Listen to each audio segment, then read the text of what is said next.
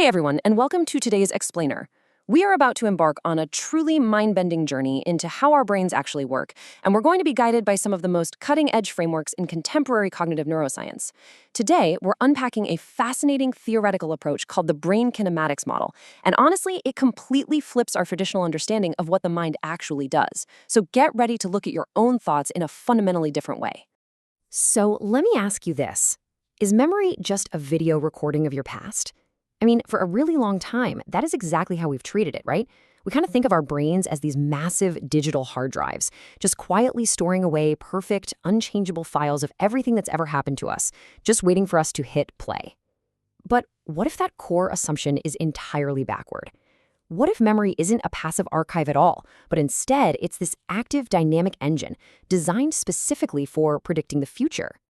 All right, here is our roadmap for today. We're going to hit 1. The great memory myth. 2. Building blocks of meaning. 3. The I-O relationship. 4. Knowing versus understanding. 5. Dreams and imagination. And finally, 6. Inventing the future.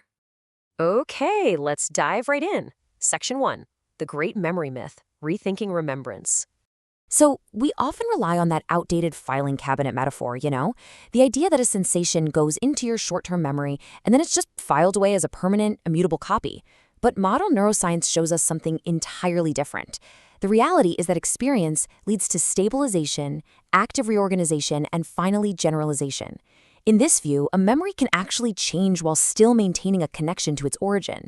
So memories aren't these immutable recordings at all, they actively transform over time. Moving on to Section 2, Building Blocks of Meaning, Constructing the Mind. Now, if memory is this process of active transformation, what exactly is being transformed? Well, think of these as the Lego blocks of cognition. The most foundational block is what this model calls a pixel memory. Now, to be clear, this isn't a literal physical brain nugget that a surgeon could just scoop out. It's a functional degree of meaning. A pixel memory carries very little recognizable meaning on its own, and it absolutely needs the context of other blocks to make any sense at all. Next, we step up a level to the bit memory. You snap a few of those basic pixels together, and boom, you create a bit.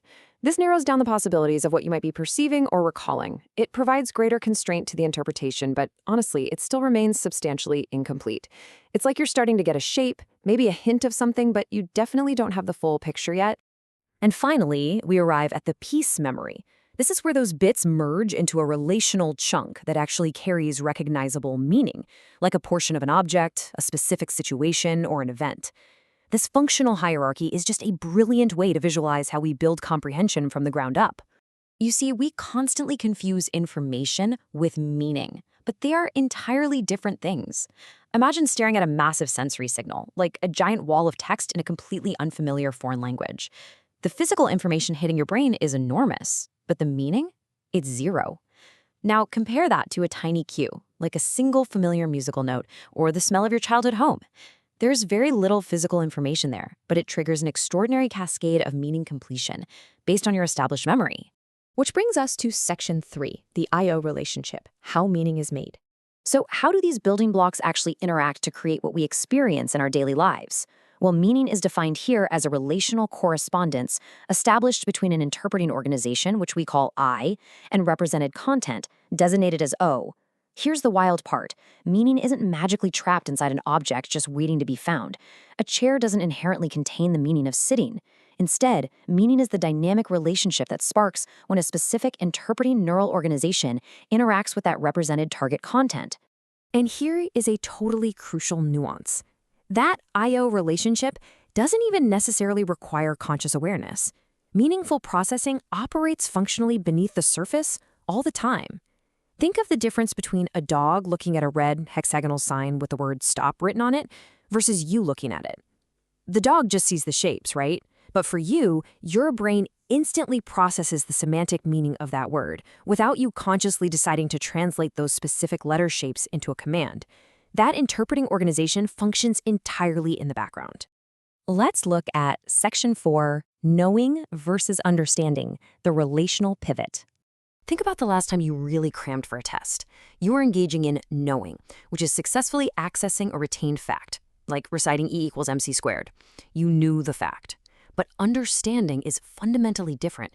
It requires successfully integrating the relational laws of relativity among your diverse memory networks. You can possess a massive accumulation of information, literally know 100 isolated facts, while possessing almost zero actual understanding. Understanding is built on rich relational integration. All these concepts actually loop together into this amazing recursive engine. Step 1 is memory, which fuels Step 2, our predictions and interpretations of the world. This establishes Step 3, meaning, which then allows for Step 4, knowing. And as we integrate these relations, we reach Step 5, understanding. But wait, it doesn't stop there. That new understanding immediately loops back around to become Step 6, a modified memory.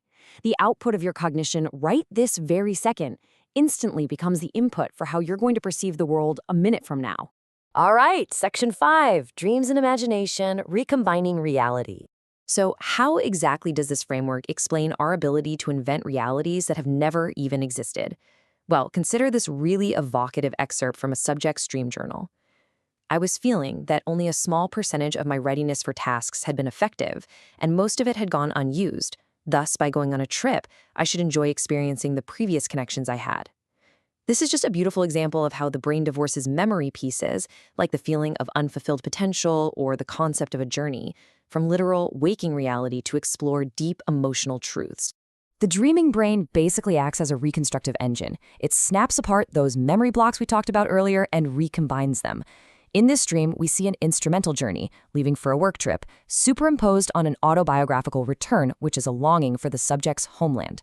We even see the brain simulating social regulation, where the dreamer experiences concealed crying, managing a really strong emotion in front of others. Dreams have extremely weak reality bounds. They don't need to make logical physical sense, but they have incredibly strong theme bounds. Finally, Section 6, Inventing the Future, the Purpose of the Past. As time passes, we all forget highly specific details.